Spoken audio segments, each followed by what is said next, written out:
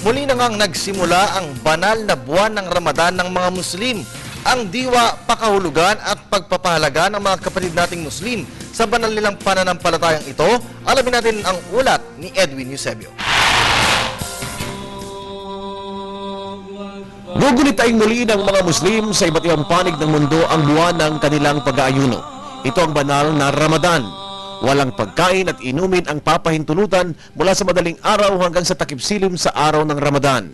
Gayunman, sa oras ng pagkain, ang suhor o almusal at iftar o hapunan ay tila isang pista. Naniniwala ang mga Muslim na inihayag ni Allah ang mga unang berso o sitas ng Quran kay Propeta Muhammad sa panahon ng Ramadan.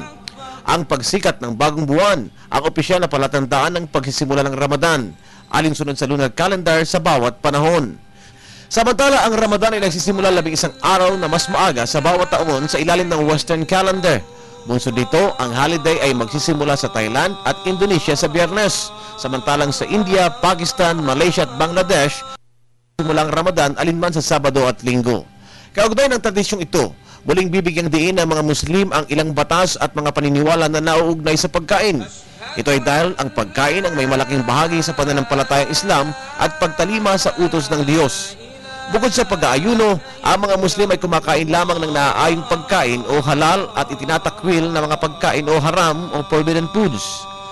Batayan nila ito sa kautusan ni Allah, kaya't mas prioridad ang pagsunod sa kautusan ng Quran kaysa pagpipista. At kailan at bakit nga ba nagpipista at nag-aayuno ang mga Muslim? Kabilang dito ang Idil Fitr na ginagawa matapos ang pag-aayuno sa buwan ng Ramadan at Idil Adha. Itinuturing ang pag-aayuno bilang pagkakataon na mapatawad ni Allah ang mga kasalanan. Bahagi rin ito ng pag-iwas sa pagkain at pagiging matakaw. Ito ang ika-4 na ginugunitang ritual sa 5 haligi ng Islam. Ang tradisyong ito ng mga Muslim ay pagpapatunay sa isang matibay na pananampalataya. Ito ang nagiging batayang moral at pagtalima sa utos ng may likha. Nakikiisa ang telebisyon ng bayan sa mga Muslim sa lahat ng dako ng mundo sa paggunita sa banal na Ramadan. Para sa telebisyon ng bayan,